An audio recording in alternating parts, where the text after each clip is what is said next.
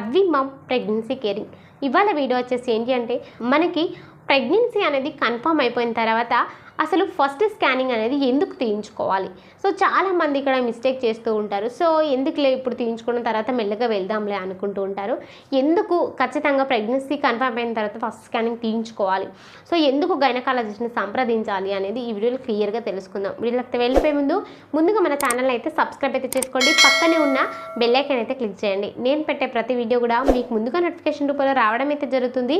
ఏదైనా సందేహాలు ఉంటే కింద కామెంట్ చేయండి, తప్పకుండా నేను మీకు రిప్లై ఇస్తాను. ఇక వీడియోలకైతే మనకి ప్రెగ్నెన్సీ అనేది కన్ఫర్మ్ అయిపోయిన తర్వాత ఖచ్చితంగా గైనకాలజిస్ట్ని సంప్రదించాలి. ఖచ్చితంగా మొదటి స్కానింగ్ అయితే తీయించుకోవాలి.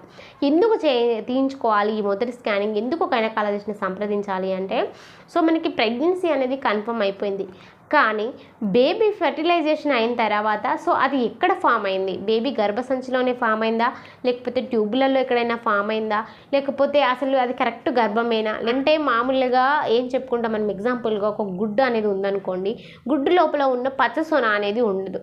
సో అంటే మామూలుగా ఈ టైప్లో చూసుకుంటే కనుక సో మనకి ఈ యొక్క పచ్చసొన అనేది లోపల లేకపోతే ఈ గుడ్డు అనేది వృద్ధి చెందదు.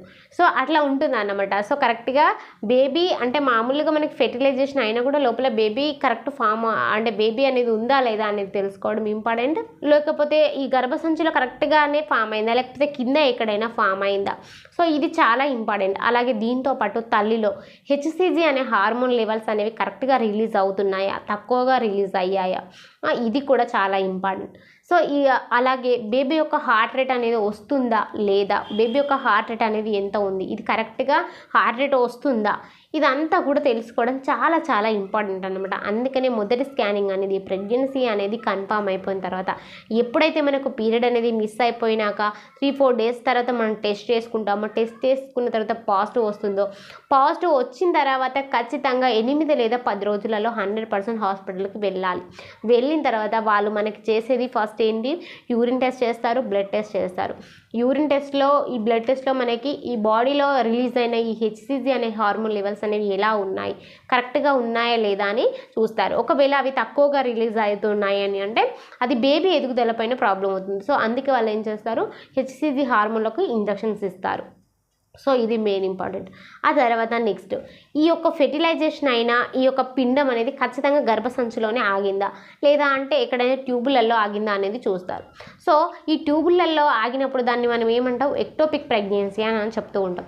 ఈ ఎక్టోపిక్ ప్రెగ్నెన్సీ ఏంటంటే అక్కడ ట్యూబులలో కనుక బేబీ ఆగింది అంటే అది మనకి ట్యూబ్స్ అనేవి గర్భసంచి అంటే 9 నెలల పాటు బేబీని మోయాలి కాబట్టి అది విచ్చుకుంటుంది, కానీ అదే ట్యూబ్స్ అయితే అట్లా కాదు. సో అలా జరగనప్పుడు ఏమవుతుంది, మనం స్కాన్ చేసుకున్నప్పుడు బేబీ ఎక్కడ ఫామ్ అయిందో తెలుసుకున్నప్పుడు ఏమవుతుంది, అది బేబీ కొంచెం పెరుగుతూ ఆ ట్యూబ్స్ కూడా ఖరాబ్ అయిపోయి ఇన్ఫెక్షన్స్ అయ్యి తల్లి గర్భసంచికి ప్రాబ్లం అవుతుంది. చాలా చాలా ప్రమాదాలు కూడా ఉంటాయి. కాబట్టి కొన్నిసార్లు ముత్యాల గర్భం అని చెప్తూ ఉంటాం. ఈ ముత్యాల గర్భాలు ఉన్నప్పుడు కూడా బేబీ ఎదుగుదల అనేది కరెక్ట్గా ఉండదు. సో అది కూడా ప్రెగ్నెన్సీ పోతుంది అన్నమాట. సో అలాగే బేబీ హార్ట్ రేట్ కూడా రాలేదు అనుకోండి, సో 8 వారాల ప్రెగ్నెన్సీలో బేబీ హార్ట్ రేట్ రాలేదు, 9 వారాలలో చేయించుకోండి. అలాగే ఒకవేళ 10వ వారంలో కూడా మీరు ఒకసారి చూసుకోండి అన్నమాట, బేబీ హార్ట్ రేట్ వచ్చిందా లేదు బేబీ హార్ట్ రేట్ ఇంకా రావట్లేదు అంటే సో ఈ ప్రెగ్నెన్సీ కూడా నిలవదు అని అర్థం అన్నమాట. ప్రెగ్నెన్సీ అనేది కరెక్ట్గా నిలుస్తుందా లేదా, అసలు బేబీ ఎక్కడ ఫామ్ అవుతుంది, ఒకవేళ గర్భసంచిలో చివరిలో కనుక బేబీ ఫామ్ అయితే అది కూడా ఆ గర్భం కూడా నిలవదు అని అర్థం అనమాట. సో అసలు మనకి ఈ ఫామ్ అంటే మనకి ఫెర్టిలైజేషన్ అయిన తర్వాత ఈ పిండం అనేది ఎక్కడ నిలుస్తుంది, సో మన బాడీలో ఎలాంటి మార్పులు జరుగుతున్నాయా లేదా, ఇదంతా కూడా చాలా ఇంపార్టెంట్. కాబట్టి ఖచ్చితంగా మొదటి స్కానింగ్ అనేది 100% తీయించుకోవాలి. సో ఫ్రెండ్స్, ఇక మరొక వీడియోలో నేను ముందుంటాను. ఈ వీడియో కనుక మీకు నచ్చితే లైక్ చేయండి, షేర్ చేయండి, మన ఛానల్ అయితే సబ్స్క్రైబ్ చేసుకోండి. Thank you so much.